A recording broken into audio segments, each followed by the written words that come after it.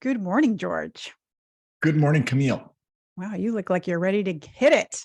I'm pumped for a reason I Whatever don't we're even going understand about myself. to However, do. we did recently get a new espresso maker, and next time you come visit, you come check it out. It's What fantastic. would you get? I will tell you what it is a proper espresso maker. It's programmable. It's got a digital front. It's compact. It has its own beans hopper and it's grinding beans. So we're always getting fresh ground stuff. You're You getting know, the real stuff now. So I'm jealous. I'm yeah, going to have to get one. the wire cutter loves them. You know what? That might be relevant to today. I might be able to segue this Okay, because let's see this. we're we're going to talk today about basically the small changes that you should make. Well, maybe I shouldn't use the word should. Small changes that you are invited to make in order to achieve your big goals. We talk a lot about goals on this podcast. So we need to talk about the ways that you can make it easier to achieve those goals. For some people, it's, I just struggle even getting started. And for some people, it's, I never seem to finish, or I just don't have time. Like there's all sorts of reasons. So we're going to just talk through some pretty straightforward stuff. And I'm going to preface this with, these aren't things that you haven't heard of before. Like I don't have any earth-shattering thing that you can do, except maybe a new espresso machine. That could be helpful. See, I told you I'd work it in. But seriously, these are not new things, but I am talking about them because I want people to really think about them. And if they're using these effectively, and if they're not, I hear this resistance to things that I think is the important thing to work through, like the resistance to some of the guidance and advice. And this kind of gets back to what we've talked about before with when we try to take any of these steps or advice or things that we're supposed to do to the extreme. And then we're like, oh, I can't do that. It doesn't work for me. And so I want to talk about this it's, again, these aren't new, or probably most of them are not new to people. There might be one or two you haven't really thought about as being useful, but it's mostly about the approach that I want us to think about in doing this a little bit differently. Welcome to The Belief Shift, the show that explores what you really need to know about building a successful small business. I'm your host, Camille Rapaz, small business coach and consultant who spent too much of her career working in corporate business performance. And I'm George Trapeau, your co-host and her brother. I'm a leader in the tech world, bringing my corporate perspective, but mostly my curiosity. Together, we're exploring beliefs about success and how to achieve it, but mostly we're bringing practical solutions so you and your business can thrive. So I have this feeling like we, not just you and me, but we people in general, people of the world, people of the planet, we tend to spend more time talking and thinking about our goals than we do actually pursuing them. Do you ever feel like, I feel like that with my goals sometimes? Yeah. What I do notice is when we're talking about goals, there's endless talking and no writing down goals during the goal meeting. You know what I mean? Oh, well, that's a very good issue. Well, does everybody have input about this? What do you have to say about that? That's a good, we should take that offline in discussion and come back like, goal, write a goal. You know what I mean? It's not that we're not doing it. It's not that we're not thinking about it. The team that I'm in, and I wish I had this idea, we have an Elmo doll, you know, Elmo from Sesame Street. To stop that, Elmo, the acronym enough, let's move on, Elmo. So it's brilliant. We'll be doing one of these things where we're talking endlessly about stuff. Instead of taking the action, somebody will throw the Elmo doll in the middle of the table and say, Elmo. And it'll shock us like, oh, okay, you're right. Yeah. In enterprise land, what I see more often is not so much that we don't start goals, but when we're doing the exercise, we don't get to them and finish them. Yeah, I think that's a lot of us, and a lot of what's happening is we do the exercise. So if we get as far as actually planning, so I love what you said about like running into people that don't even have goals and how it's a cardinal sin in corporate small business owners. It should be a cardinal sin in your business to not have goals. Like your business should have goals, targets. You got to be working towards something, because you cannot improve your business if you don't know what it is you're trying to achieve. Like, what am I improving on if I don't know? So I love that. You have to have the goals, but let's say you get that far. Okay. Just the talking about it, it's so satisfying. And this is one of the things I wish I could remember. Maybe I'll find the source for this and put it in the show notes. But I read about, and I think it's back to some of this like behavioral science stuff, where if you are talking about your goals too much, you are less inclined to work on them because you got the satisfaction of talking about them. Really? Yes, I need to find the source for this because it gets down Yes. to when we talk about our goals and they say, oh, share it with lots of people. Well, there's a limit to how much you should share your goals, in part because some people you're going to share them with are going to be like, whatever, or they're going to poo-pah it, right? There's always a naysayer in there, especially if it's like, hey, I'm going to start a business. Oh my goodness. Be careful who you tell that to, because, who knows what kind of Yeah. skeptical eye you're going to get on that one. But the other reason is this one, that if we just keep talking about it, it's very satisfying. Like, yeah, I have goals. I'm going to do this stuff. And then we're like, yay, me. And then we move on. Because setting a goal is an accomplishment. And so you should celebrate it. But sometimes Yeah. we get caught in the loop of like, that's kind of all we're doing is talking about what we're planning to do and not actually doing the thing. Yes. So today we're going to talk about doing the thing, because everybody should be making tons of progress by now on their goals for the year.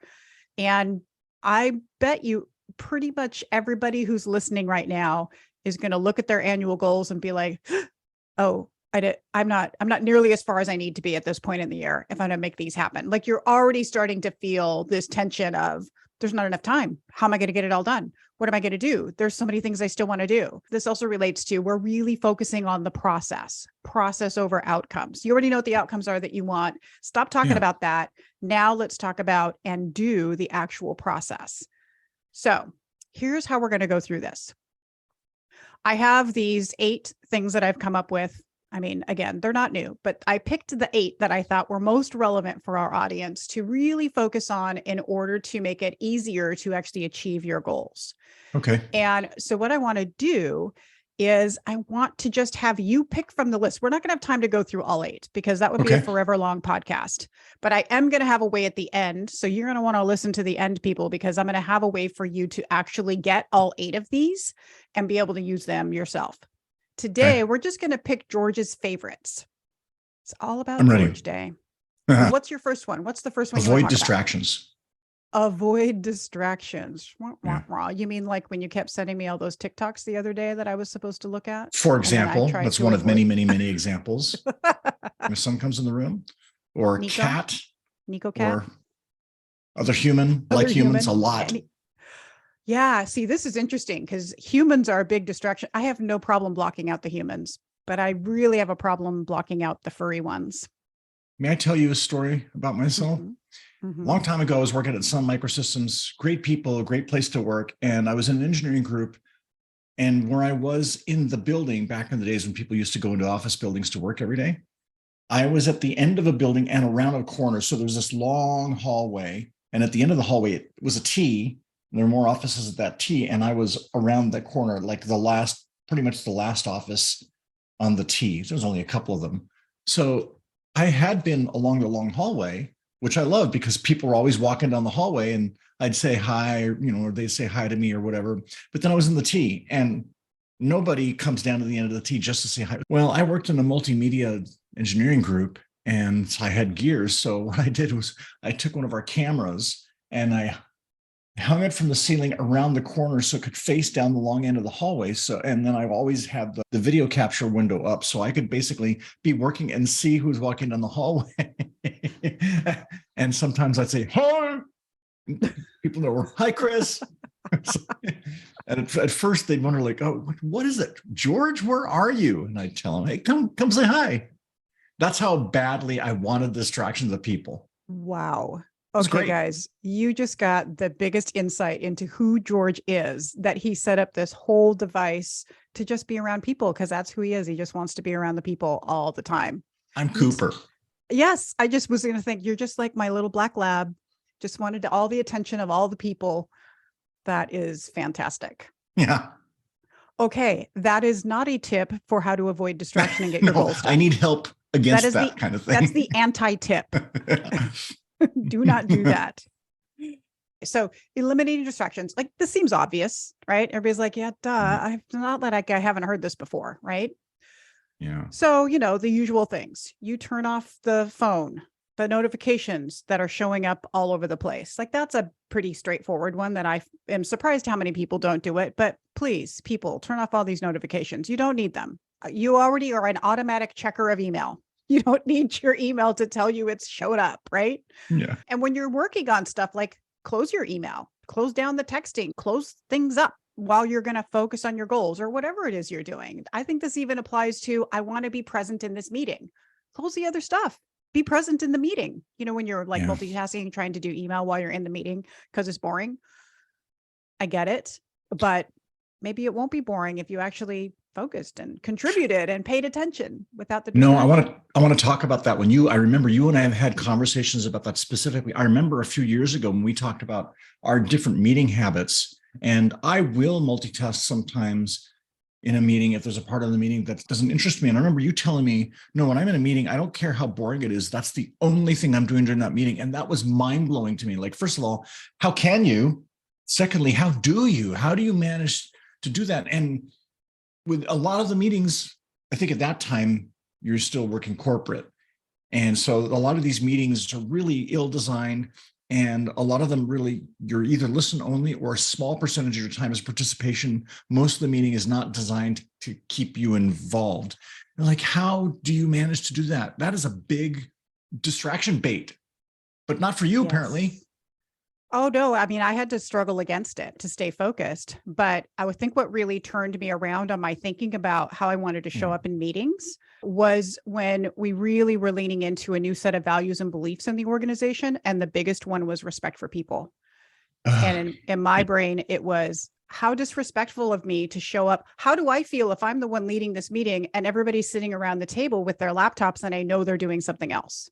Yeah. Even if that person's not doing a good job in the meeting, I have the skills to help them do a better job. You have the skills to help somebody do a better job just by asking great questions. They're like, oh, thanks, George. Thanks for asking that question. Sparking a conversation. So that's how I try to pay attention in those meetings. So it's not like I've never done that multitasking thing, but when I do it, I realize now that's just me being really selfish, that I'm trying to use this time to my advantage to get other work done while I'm also present in this meeting. Sorry, I don't mean to that shame shifts you, my belief. I'll tell you right there from, let me think, from productivity to respect. Yeah. I mean, it really does. I feel ashamed of myself now. But that's great. I mean, that's a great way for me to think about changing my behavior. Maybe we can talk about this later, how to run a good meeting, because that still leaves me the problem with, okay, I do this, but now I'm in a 1 hour meeting that's not being run well, and it is boring most of the time, and I'm not in charge of it. So of course it's not great. That's painful. It is painful. It is painful. And we will talk about meetings, both from the perspective of how to run them well, but also how to participate well. Like, how do I help someone else run one well? So awesome. That's a whole podcast for sure. But outside of meetings, back to the distractions, let's not let meetings distract us from the topic at hand.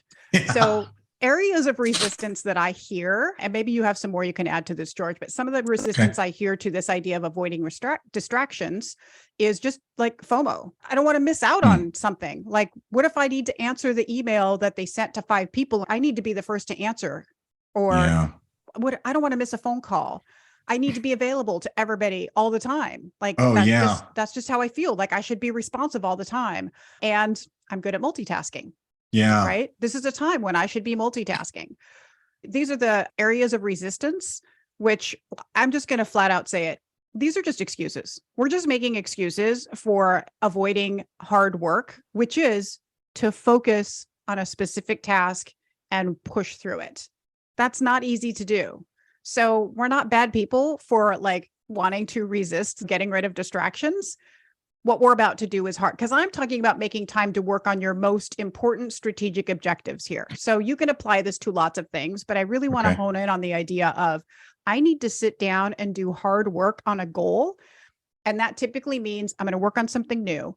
I'm going to get outside my comfort zone. I'm going to feel incompetent because I'm doing something I haven't done before. I'm wading into an area of work that I'm not as familiar with. This is typically what goals represent, right? Doing something I'm not currently doing today. I have to change something about what I do. Otherwise, why would it be a goal? You're already doing it. So when we talk about working on our goals, immediately, like, all this resistance shows up because we're trying to avoid that uncomfortable space of, I'm not even sure if this is the right thing to do right now. Is this the right step? Do I know what I'm doing? All of these doubts and concerns show up. And so we put these other things in the way. That's really what the distractions are for, right? They're just keeping us from that place. I like to think about that, FOMO, when you have that fear of missing out. I was like, well, what about your fear of missing your goals. Don't we have a fear of that? How could you make that a bigger fear than your fear of missing out? Like, imagine yourself at the end of the year having not made these goals happen. If I don't focus now, that's leading me down that path of I'm not going to make this goal happen. And in business, that translates to I'm going to make less money, because all of your goals are about enhancing your business in some way toward making more money, right? Because that's what business is for. So if you translate that, missing my goals means I'm going to make less money, means, oh, I should definitely have a fear of missing out on money. It starts to just change the thing that I should really be worried about. And part of this is the challenge of I don't ultimately have control of this outcome of the money, but I do have control over the steps I do today that increase the odds of success in me hitting that goal. And that's what I think I want people to focus on. The other part of this is I also like to think of turning FOMO into JOMO. What? I am an expert at JOMO. This is the joy of missing out. You haven't heard this before? I didn't make this term No, I up. don't think I have. Somebody else made this term up. Yeah, the joy of missing out. Boy, introverts were really good at this one. Yeah. Say more. It's so satisfying to just choose myself and my own time to work on things that are important to me over all the other demands in the world. It's really satisfying. And if you can get to that place of, I'm going to choose me and my priorities, I'm going to choose that right now. That's like a really cool space to get into. So I would invite people to really think about, how can I find some joy in the idea that, oh, I'm not actually missing out on anything. I'm actually just really working on the thing that I wanted to work on by saying no to the other thing. So like your meeting example, even the ideal choice would be, if I'm really going to work on something that's more important to me in this time, I should just say no to that meeting. Yes. Right? You prioritize and you choose something. So finding a little JOMO in your life is very important. And then, of course, just this idea that we can multitask. Look, nobody's good at it.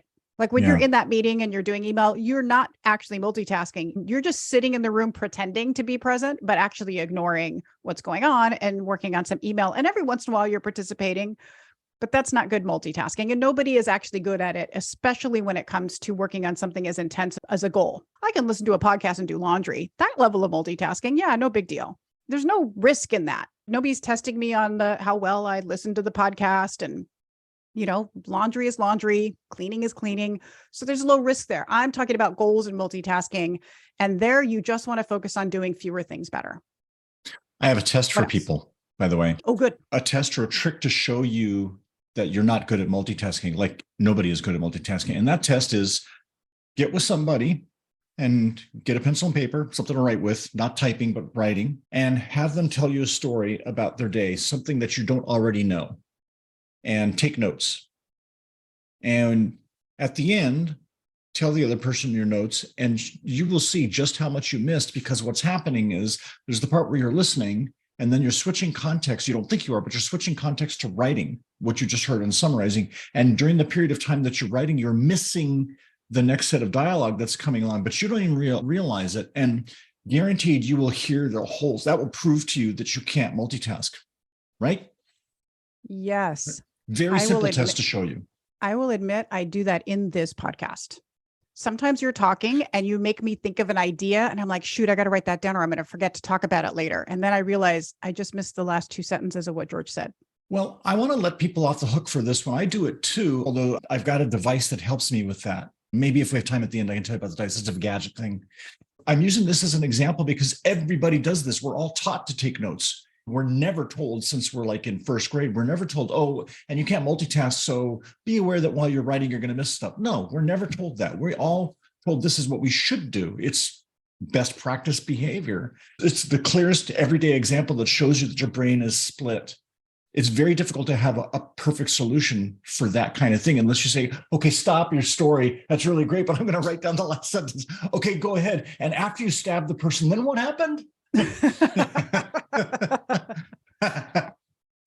Wow. Who are your friends if it's about stabbing people? They're really interesting friends. Yeah. Fascinating. This is such a good point because some of what we're there is some multitasking in our lives that just has to happen. We are going to be taking notes while we're listening. In fact, we'll talk about this in the episode about meetings. The struggle that I have with, I want people to be present and focused in the conversation, but I also want those people to take their own dang notes. Yeah. Don't make me have to summarize everybody else's to-dos and send them to you. If I'm doing a retreat, I either set it as an expectation or sometimes I bring them their own notebooks. Here's your notebook and your pen. Like, it's very clear what my expectation is. You be taking notes, and I'll pause. I'm like, I'm just going to pause while you guys finish taking notes on that. It's also a great way to take in the information and have it stick. There is a science around the idea that when we write something, it actually connects in our brain differently than if we're typing or just listening. But that extra connection of actually having to write things out, I mean, it makes sense because there's this physical activity of our hand that's creating words, and that translates into our brain. So I often ask people when I'm doing work with them to like write this work down, write those goals down, because that's going to make a better connection for you. That's why when people journal, they're typically writing, not typing those journals. I'm It's a bummer doomed. for people like you who have chicken scratchy writing. I mean, nobody else has to be able to read it. So that's the good news.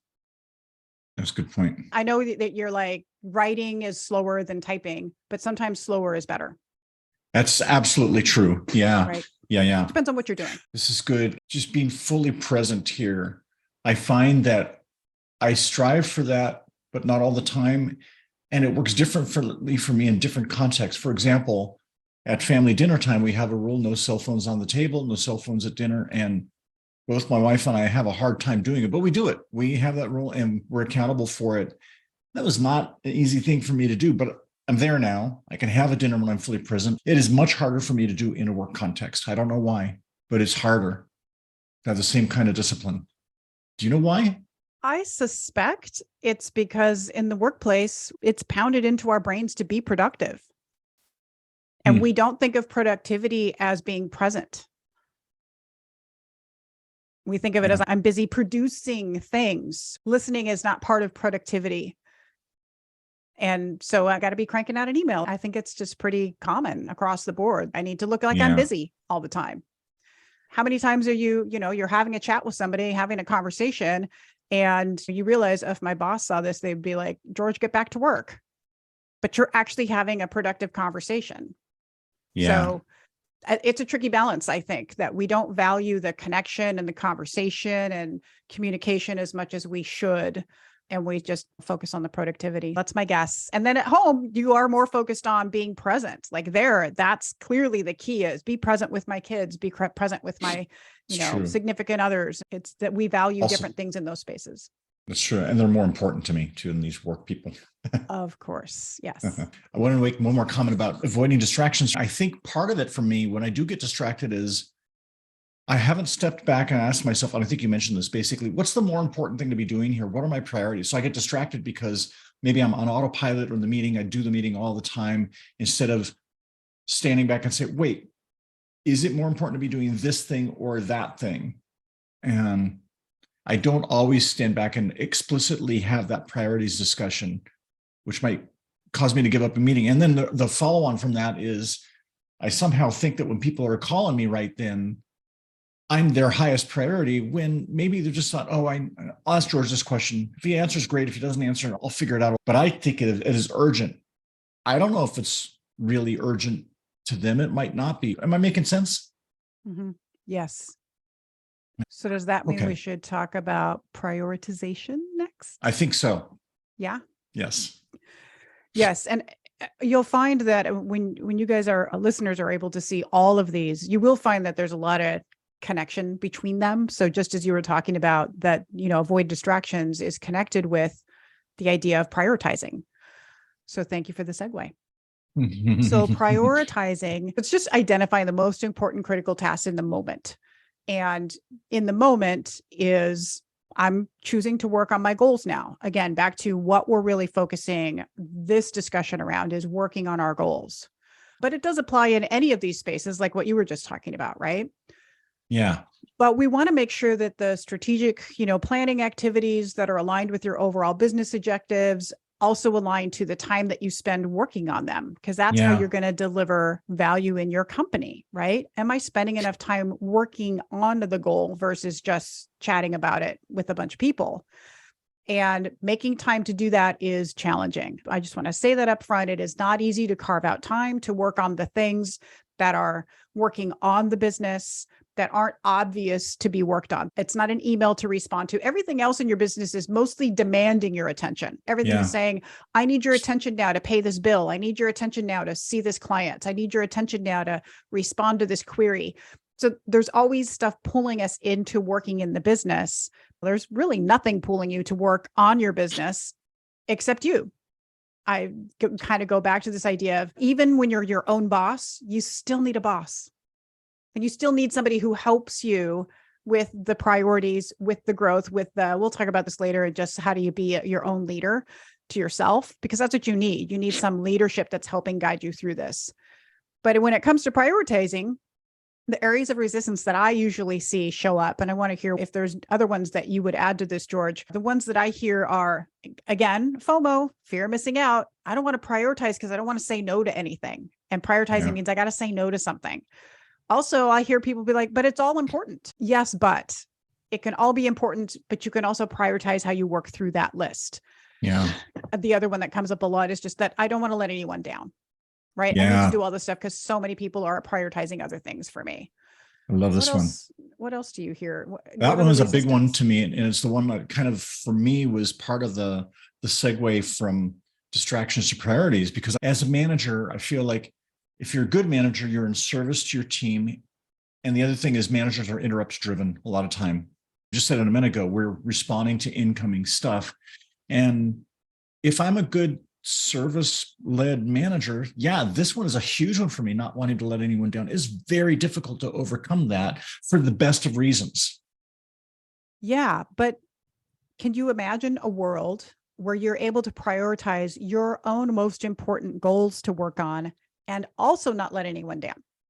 Real world example this week. May I tell you? Ooh, yes, I do want to hear. Avi and I are going to Disneyland this week. His first time ever. It's going to be great. He's got a week off of school and we arranged it. So I'm going to take a week off of work.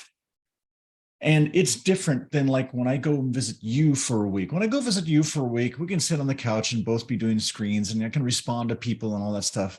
No. We are going to Disneyland. I'm not bringing my laptop into the park. And even the phone, like I really, really want us to watch every single moment of this kid experience the Magic Kingdom for the first time. I don't want to miss a second of that. Even if it's just, if we only last half days, we'll see how much stamina he and I have. But so I've been so excited about this. What I've told my whole team is not only, hey, I'm gone, but I actually took a vacation day on Friday to prep for the week.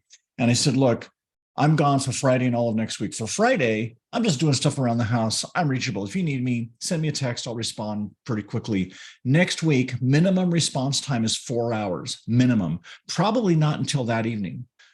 Different from normal George, I am not going to respond or get back to you that same day during working hours. I'm probably going to get to it after he's asleep at night and I'm doing stuff.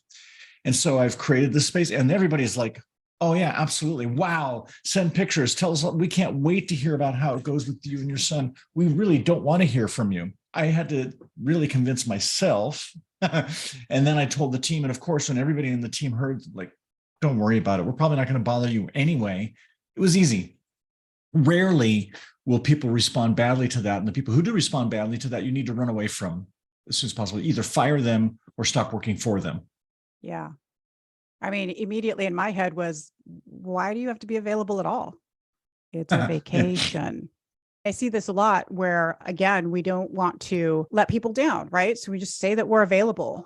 But what if instead, we're kind of going off on a different topic here. So we'll go deeper into this another time. But I would just, as we're thinking about this, I would love to challenge people to think, but what if instead of I need to be available to help my team, what if instead I need to show my team I trust them to handle things while I'm away. You got this. You don't need to contact me. I'm going on vacation. Then you also set the expectation by your actions, not by your words, that it's okay for them to do that too. Yeah.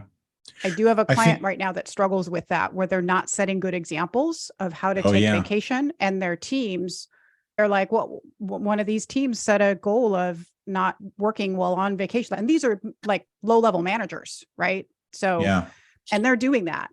And then their leaders are like, well, we're not asking them to do that. I'm like, no, but you're demonstrating that that's how work yeah, happens here because you do it.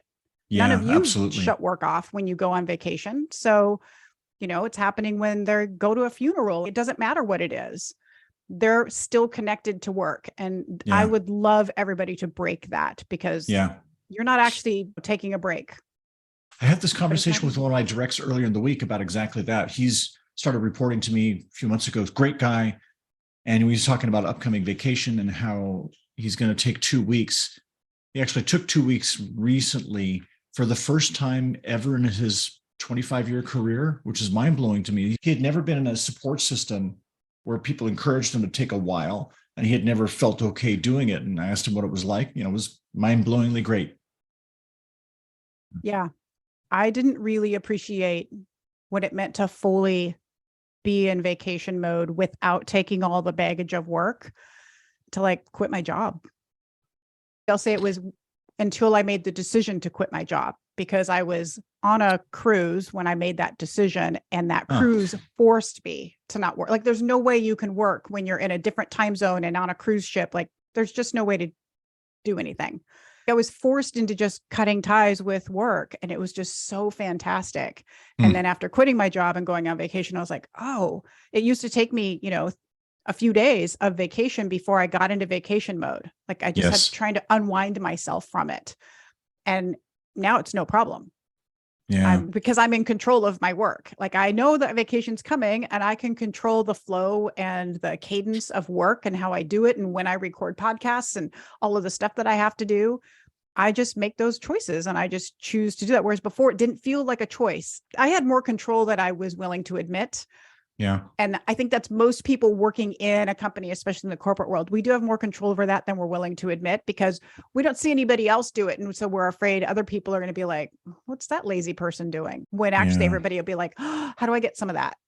How do I have more time away like you just had? Right. So that's a little bit of a tangent on the prioritizing, but it is related to it, in that we're trying to really decide what's important. So when you're trying to prioritize your goals, I mean, it does start with the goal better be good enough that it is important to you, right? I Yes. mean, Yes. maybe it's just not a good enough goal and you just don't care about it enough. Sometimes I talk about when people set SMART goals. Yeah. And so what is it? Specific, measurable, actionable, relevant, and time bound.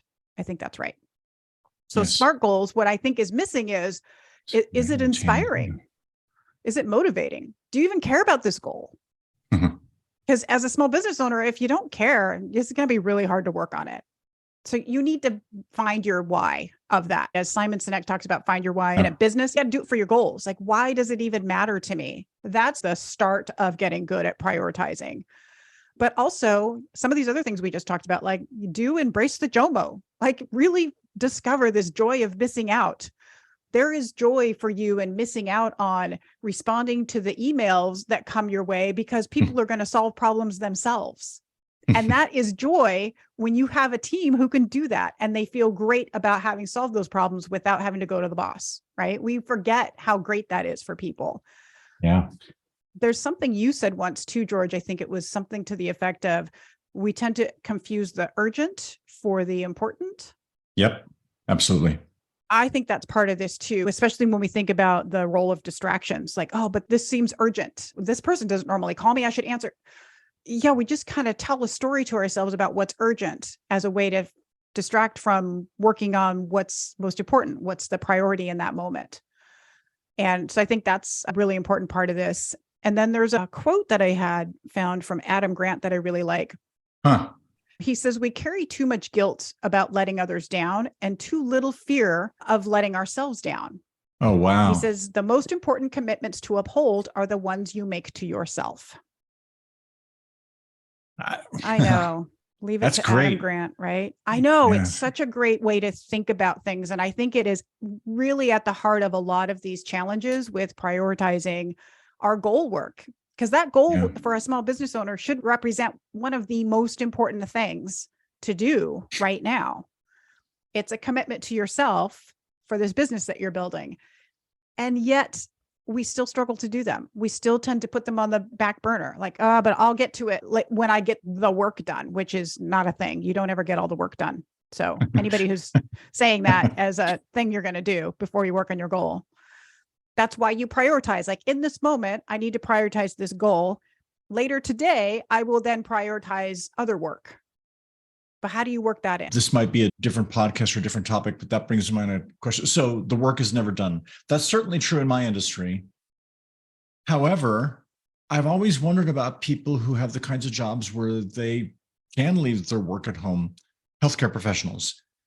And this is a very long background to my question to you. You worked on introducing lean to healthcare professionals. Take surgeons, these arrogant gods who have these extreme capabilities. I mean, is goal setting even relevant to them? Don't they just get scheduled to go and do their cutting? Do they even have this issue at all? Oh, yeah. I don't believe you. They have targets to hit too. They have goals and number of new patients they have to bring in. It's still a business. This is the problem with healthcare, is that it is a business. And so it's about how many people we can see. And so the challenge we always have is the tension of we have to operate a business and yet put the care of patients at the center. This is the tension that every healthcare system is running under. But yes, they do have those goals. And also I would say, especially for anyone who's at any level of leadership in healthcare, they are all taking work home with them. Even surgeons? I mean, what did they bring in a patient home and some when do you think anesthesia they're and a couple answering all their scalpels? emails? They Those saw people have patients. emails? Oh yeah, they saw patients all day long. Now they have all the administrative work to do. They've got documentation to do. They've got stuff to file and papers to sign and emails to answer. And it is never ending for them. It's actually worse for healthcare, I think, in terms of when they are on the clock, they are expected to be 100% taking care of patients. So they don't have any other time to work on the administrative side. And every one of them has some level of administrative work to do. Well, that's interesting in itself, because that goes right against what we're talking about here. Yep. I'm sure these people would tell you, yes, I do prioritize things out of my current context because I'm not given a choice, but that includes things that must be done. I'm not allowed to be doing equally important things right now. I don't have a solution. We constantly had this problem. Well, first I will just say, this isn't just healthcare. I think every single industry has their version of this. Yeah. Every industry has their version of this, right? But it's when I'm at work, I'm supposed to be delivering. So we would say in a lean perspective, I should be delivering value to customers. That's my main job. And that's true. Yeah. So what there's no time for is any of this goals work, any of this improvement work, working on the business, working on improving the business, that we don't have time for that. And so we struggle with this in healthcare because with the physicians, we wanted them in the room, like when we were going to redesign some process that was directly affecting them. It was their process, right, for seeing patients. Our biggest challenge was, how are we going to get physicians and nurses in the room to do it? Because they're seeing patients all day. So we had to get really creative. We would do workshops on the weekends. This is how I became a morning person reluctantly, because the only time you can meet with physicians is before they start their day at 6:30 or 7 a.m. Oh, their administrative meetings would be at 7 a.m. before they started their workday. That's when the physicians would have their administrative meetings. Oh. So my point in this is there is always a way to prioritize that work. I was skeptical that we could do it when we were working in that system, especially the healthcare system, but we did it. We found a way to prioritize that work and still do good by our patients, not break the system, right? Not screw up the day, not create chaos. We found a way to do it in a very thoughtful manner. And I 100%, because of that experience, believe every single industry can figure that out. I apologize for getting us so far off target, but you and I have talked about lean over the years when you've doing it, but I really would like to learn more about this. I really would like to learn more about how it applies here. I'd like to hear you talk more about it. Well, we are going to talk about it. It's in the big plan. I think we're going to dial in on that as the next phase of topics that we'll talk about, because I've been thinking a lot about how does lean work in small business because of this challenge of lean is about working on the business. It is about doing improvement work so that you can have more value. So yes, I think we'll talk about this more. It'll be a few episodes of different conversations, which will lead us right back to leadership, which is my favorite conversation. So Cool. but yes, this idea of prioritizing to do that kind of work, 100% connected. Thank you for taking us to that place, because Awesome. it is about that bigger picture of how do I prioritize these big things I've got to do to improve the business. Small business owners, when they come to me, this is really the challenge that they're having is, I know I need to prioritize this work. And for them, sometimes the answer is, I'm going to hire a coach, because once I'm paying, it's like I'm paying for accountability and prioritization. I'm Yeah. just going to put my money where my mouth is. I'm going to stop talking about what I'm going to do, and I'm going to pay somebody to help me drive this goal to completion. And that's what I do. Yeah. Okay. And everybody's This is happy. cool. All right, let's do at least one more. Accountability. Accountability. Accountability. One of my favorite tricks for myself is to get an accountability buddy for something. I think accountability is a good one. It is a good one because it's almost too simple, and yet it's still really hard for us to do, especially if you're just trying to do it by yourself. So there's two versions of this, right? You can create systems of accountability for yourself, but accountability partners, way better. So let's start with the way better one. Let's start with the accountability partner, since that's where you went. And so how does that work for you? How do you find the right one? How do you do it? Well, I'm not looking for a universal accountability buddy for my whole life, for everything in my life. First of all, it's really localized to one thing that I want to be better at. So maybe there's one initiative at work, not even all of work, but one really important initiative that I should be spending time on. And I'm finding, I'm not really getting to it week after week. In that case, what I will try to do is find somebody, usually in that group, who is also involved in the project. I feel like they're good and responsive. And I will say, hey, look, I need an accountability buddy here. You know what I'm supposed to deliver. Would you be my accountability buddy? Bug me, hold me responsible, ask me questions about if I'm falling behind, why I'm falling behind. There's usually somebody you know in any of these groups who's decent at that and is willing to have these conversations with you. That's usually my technique. Somebody in that area who's involved, who knows enough about what's going on. And I will just ask them just up front. I'm having a hard time keeping myself accountability. I need an external person to encourage me. Will you be my accountability buddy? So something that I heard you say in there, I think is important to call out, which it sounds like you have a clear agreement, right? So you said, I tell them to ask me these questions, ask me, if I'm on track, ask me if so, why not? I think that is an important aspect of accountability. So instead of having an accountability partner and having it just turn into you guys just chit-chatting and about how things are going, I did this, I did that, great. Having that structure, even down to a very specific agenda. I want to hit this, then this, then this. This is what I want to do every time. Absolutely do that for accountability partnering, because I think that's where some people doing it may go, where they're like, well, it doesn't work for me. Well, probably doesn't work for you because you're not doing it with that structure in place. I think that's something you and I have learned over time. So we naturally know, like, of course, that's part of accountability. But if you're really new to doing this with somebody, then really think about, like, what is the objective here? And then you do want to give permission to that other person to question you about those things. Otherwise, they might kind of hesitate. Maybe they really don't want to make you feel bad, so they don't want to ask those questions. That also might mean they're not a great accountability partner if they're too worried about your feelings. But somebody you can trust to ask really good questions and help you move forward is great, and not shame you. They also shouldn't shame you. Yeah, that's cool. That makes a lot of sense. You're right. I don't think I'd make that explicit. The other thing I think in my mind as I think about this is when I think about my accountability buddies, they might be friendly, but they all coming with this mindset of, look, I'm holding you accountable. Otherwise, we're canceling the project. They'll be forgiving for me, but really they're very practical about, hey, you're not doing this thing. Is it not important to you? If it's not important to you, why are you even in it?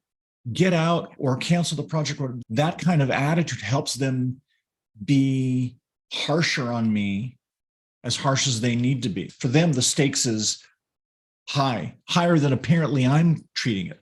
This is actually a great point in just as people working with coaches, right? So that's one of the things that I will cue in on is if somebody's just continually not making progress, like, why did we pick this? Why are you working on this goal? What are we doing here? Like, it just have to reflect it back that apparently is not that important to you.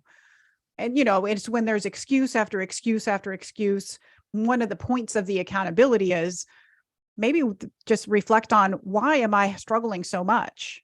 Back to the idea of we got to reflect all the time, right? So reflecting on like what's working well and what can be improved is part of the accountability cycle. But also, if it's not working well, going a layer deeper to why not? Why am I continuing to struggle? And maybe it's because it really isn't that important. You picked the wrong goal. You picked the wrong priority in the moment. That's a thing. Absolutely. So you're talking about being in an environment where you have access to a lot of great people to be accountability partners with. Mm-hmm. I find that a lot of people struggle with finding a good one.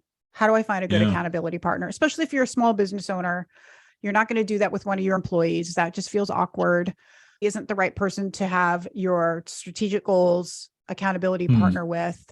But this is where the idea of, you could use the idea of having a mentor to create some accountability for you. Obviously, coach is the ultimate level of accountability, but you could also find other owners. They don't even have to be in the same industry, just people who are kind of struggling at the same level of business that you are, to be an accountability partner. Those are some of the best. I know people who do that. They have enough structure. They're at similar, not identical places in their business, but they're both just solopreneurs, and they just meet every week and talk about, how's it going with your business? And just that process. One of the other things that happens when you have these accountability partner discussions is that you talking about your work is this great self-coaching moment. Because as you talk, you've done this here on the podcast, where you're talking and then you're like, like I see that a little light bulb went off just as you were talking through something. Yeah, for sure. By the way, the best moment for a coach ever is when you realize you've got somebody talking themselves through to their own solution. So you can do that in an accountability conversation as well. That's what I would ultimately tell everybody, is find somebody to do it with, because it actually is a way to use the idea that we don't want to let other people down to your advantage. This is a place where it works for you, because accountability should go both ways. Yeah. Right. And now, how can I help you? So especially a small business owner doing that with another small business owner, you should equally split that time helping each other. I'm going to ask about your goals, and then you're going to ask about mine. Yeah. And so the idea that you don't want to let people down, that plays into it. And that's why the partner works. We all have this sense of not wanting to let somebody down. And so we've got this appointment, we're going to show up. This is why they tell you get a workout buddy. Yeah, absolutely. Right? I've made this appointment to go to the gym with so-and-so. Well, I'm not going to go to the gym because the gym cares. I'm going to go because the person, I care about them. So that's a great way to do it. Now, what if you don't have anybody? You've got to start accountability now. You don't have time to wait to find the right person. Is accountability just to yourself like a thing? Do you think you could do that? Yeah, absolutely. But I mean, the whole point of you getting a buddy is to externalize. If you're having trouble being accountable, the easiest way to deal with it is to externalize the accountability. So I will make one more comment about those lines. 2 more ideas here, 3 ideas. One is hire somebody, hire an accountability buddy. If you don't know anybody, just pay somebody to do that. Find a coach and say, I don't care about the coaching. I just care about accountability. Let's start with that. I think that's fair. Number 2, use tooling. So for accountability for doing my workouts, use something tooling that's maybe fun and easy. You don't want to get into a whole rat hole about, I want to find the perfect tool and a whole big setup. Just like, I have this watch that helps me track my runs. I can see how much running I'm doing, and it's easy for me to see how I'm doing and keeping patterns. Third, we haven't talked about this, but you just gave me an idea. This is something I can use my virtual admin to help me with. I could tell my virtual admin, here, I'm not going to ask you to be exactly my accountability buddy, but here's a task. I'm supposed to do it every day. And our everyday check-ins, ask if I've done that thing. And I want you to keep a spreadsheet of just my yes or no answers or something. And then every once in a while, you will just show it to me and say, look, you said you were going to do this. And turns out it was only done 1 out of every 5 times, making somebody else just gather the data for you and then reflect it back to you. Those are kind of 3 quick ideas about that. But none of those are like me just completely on my own. It's still rely on, well, the tooling one is kind of me. The tooling one is pretty just you. Yeah. I like that one. It's interesting, as you just said, those 3, I know I said there's 8 of these, right? So we're not talking about all of them, but you just named off 2 of the other ones that are really important, which is using technology and then delegating. Like I use my virtual assistant also as my own sense of accountability, because we talk about what's the plan for the week, and she's going to do X and I'm going to do Y. And then when I come back next week, I need to have done my part on those things, right? Yeah. So it's this great way to help me stay on top of what I'm supposed to deliver. And when I start thinking more about when I'm going to do it, because it's, I shouldn't wait till the last minute, because then that puts her into a crunch. So I need to start getting things much more in time. And we talk about having better schedule for that so that we're more respectful of each other's time. I think that's a great way to do it. And it hits on multiple aspects of how you can make this go better. So very cool. Yeah. The other simple thing I would say to just do it for yourself is just the idea that you should just have regular check-ins with yourself. And that's I'm going to plan out what I'm going to do for the week or the day. I do this every morning. Just, all right, what's happening today? What are my most important things? And then at the end, I assess how I do. I think we underestimate the value of just that little tiny cycle. And it's minutes a day, right? To be like, well, okay, what's important today? And then at the end of the day, how did I do? Okay, so what's that mean for tomorrow? And you just kind of keep that little cycle going of with yourself, what worked and what can you improve? So you can do some of this just for yourself. And it could just be as simple as, what's the one thing I want to do for my goals today or this week? Make that note. And then at the end of the week, go, how'd I do? Right? You can do it for yourself. Okay, so this is going to seem like it's way out of left field. I've heard Elton John talk about songwriting, and he had this saying once about when he's stuck. He says, when in doubt, write a hymn. If you think about a lot of his songs, especially his old songs, a lot of songs are really hymns. Like Don't Let the Sun Go Down on Me is totally a hymn. It's got that same structure as a gospel. When in doubt, write a hymn. And the reason I'm saying that is because, again, for you, when in doubt, go to reflection. I mean, your principle here is reflect for yourself. Yeah. This come up again and again and again through these 30 episodes. Reflection. It's so important. I mean, I think it's such an underutilized tool because we don't do it consistently enough to get the benefit from it. Yeah. But it's there. And it's like kind of the easiest thing we could do, right? It couldn't be more simple than to just reflect on, what just happened?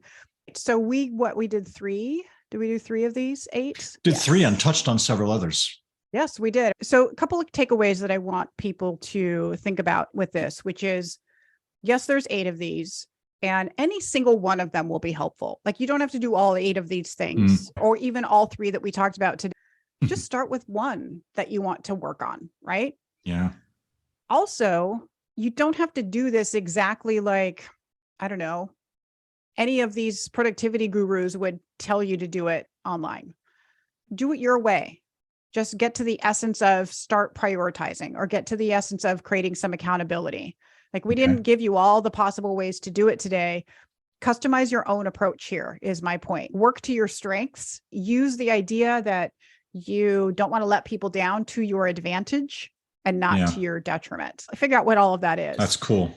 Which kind of leads me to the other point here, which is that really the only thing that's standing between you and your goal is your beliefs about any one of these things and whether they'll work for you or not.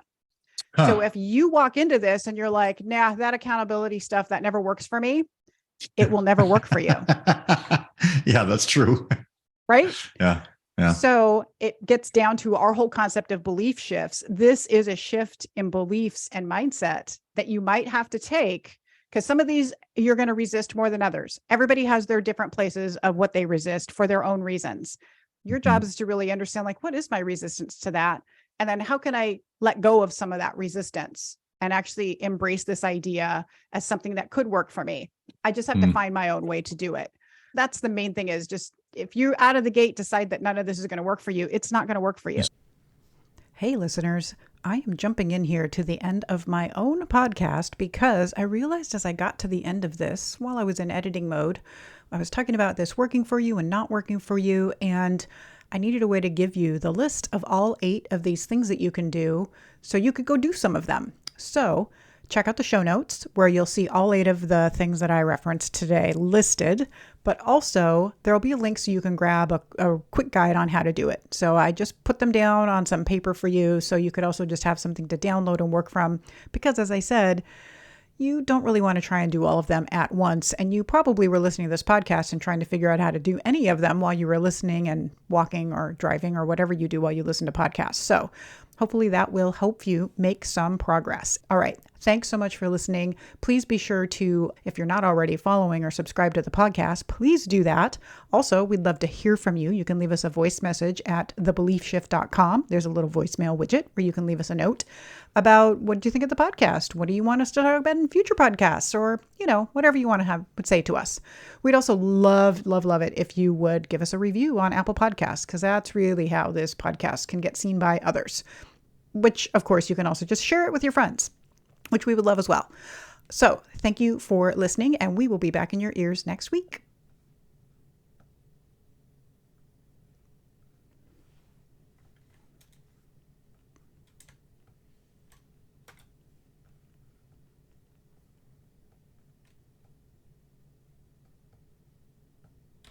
It's not going to work for you.